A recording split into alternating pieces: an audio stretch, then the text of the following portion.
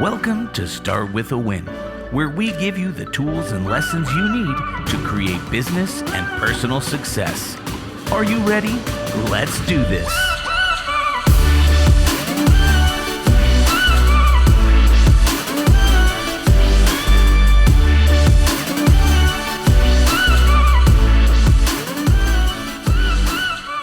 And coming to you from top of the 12th floor, RE/MAX World Headquarters in Denver, Colorado. It's Adam Contos, CEO of RE/MAX with Start With a Win, sitting in-house studio. Yes. We haven't been here in a while. I know we haven't. It's nice to see you in person, you know. I can actually reach out and I mean, fist bump there, baby. Yeah, so it's kind of interesting, you know, the past couple of years we've been through. And we're going to talk about that with our special guest today, you know, future workforces and where we're at, where we're going, things of that nature. But this is refreshing, my friend. Yeah, it is. If you're not watching this on YouTube, head over there and you can kind of see the new space, the new studio. It's awesome. Well, hey, I'm excited to announce our new guest today. Mark Sanborn is president of Sanborn Associates, Inc., an idea studio dedicated to developing leaders in business and in life. Mark is an international best-selling author and award-winning keynote leadership speaker. Mark holds a certified speaking professional designation from the National Speakers Association and is a member of the Speaker Hall of Fame. So welcome, Mark, to the Start With Win podcast. So let's jump right into it, because I know you and I like to talk about business and how we can do better. You know, we've all been seriously challenged. Well, a lot of businesses have been challenged in how they actually treat their customers and their workforce and things of that nature over the past couple of years with COVID. So you have a presentation, Leading the Future Workforce Now, which really, I mean, you talk about this concept of anxious hopefulness. So why did you name the keynote that? What's it about, and what would we see in it? During COVID, I used that break that scrambled everybody's eggs to do a national research project.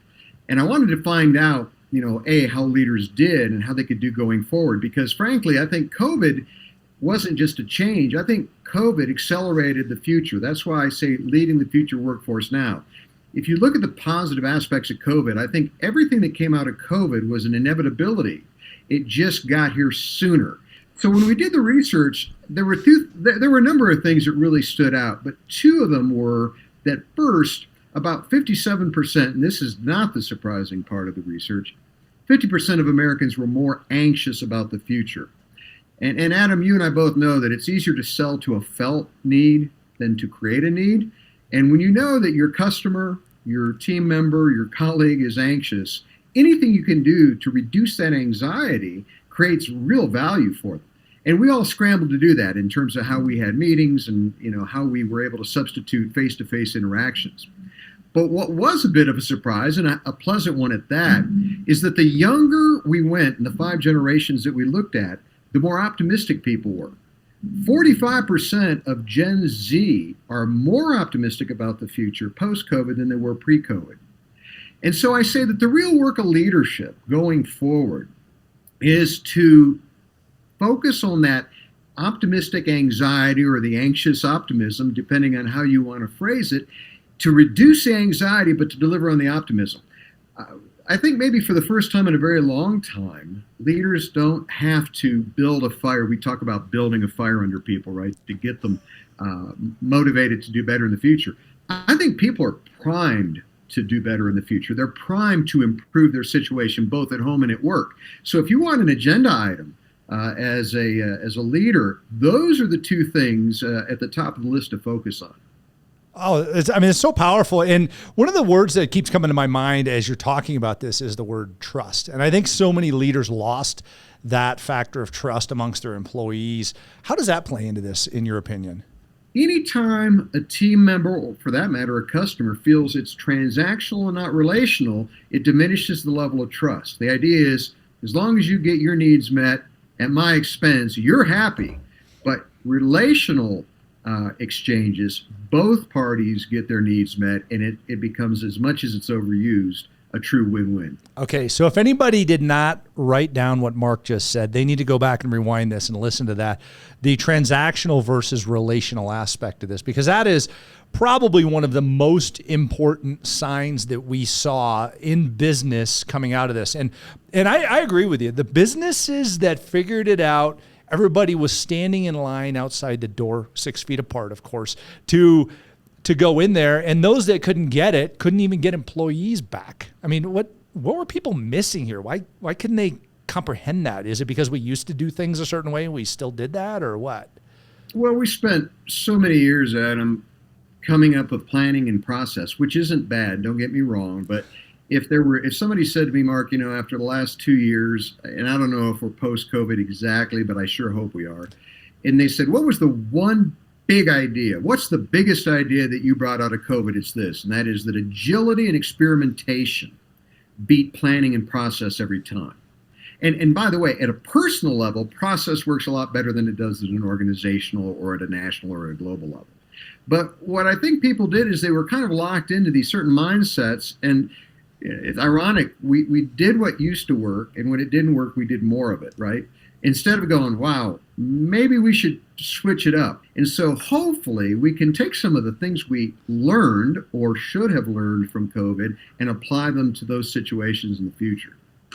A great statement, and so point on. What do you see as kind of a moving forward optimal workforce pattern and layout, and how does the leadership play into that most effectively?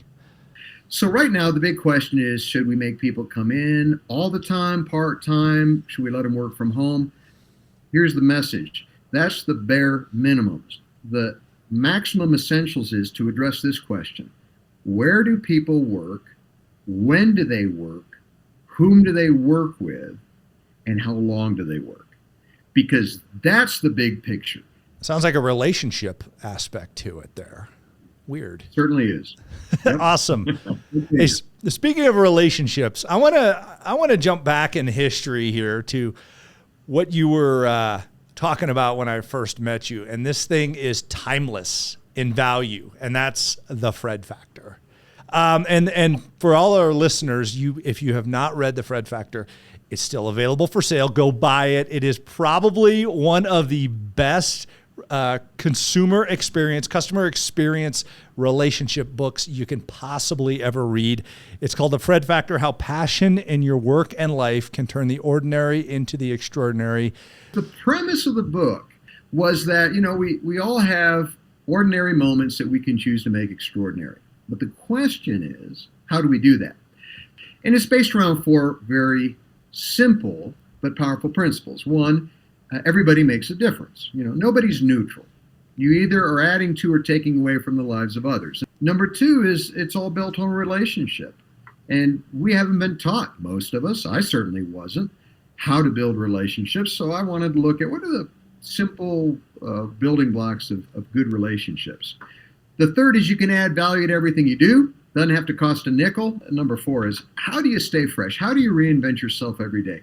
The biggest challenge is how do you stay as excited at 43, 53, 63, 73 as you were at 23? FredFactor.com will teach you not just the 4 principles, you just heard the 4 principles, but how to do it. So I do have a question for you, Mark, and that is, how do you start your day with a win?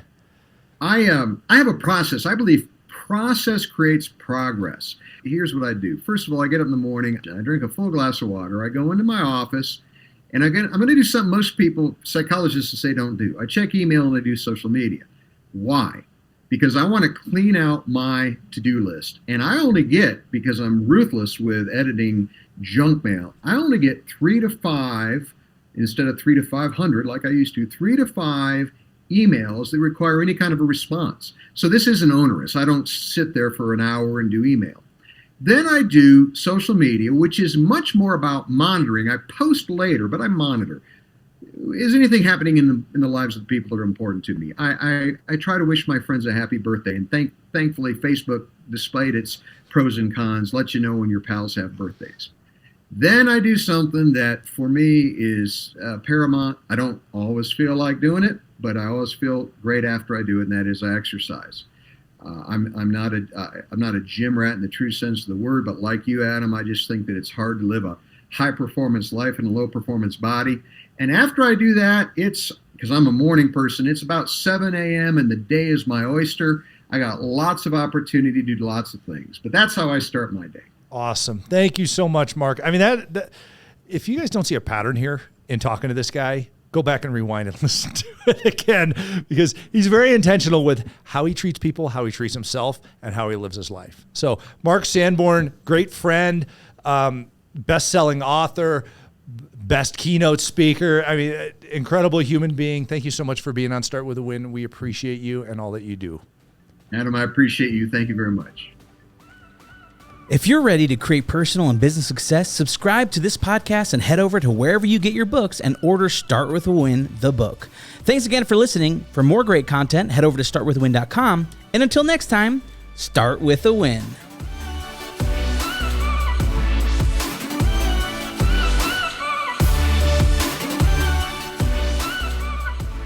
All right.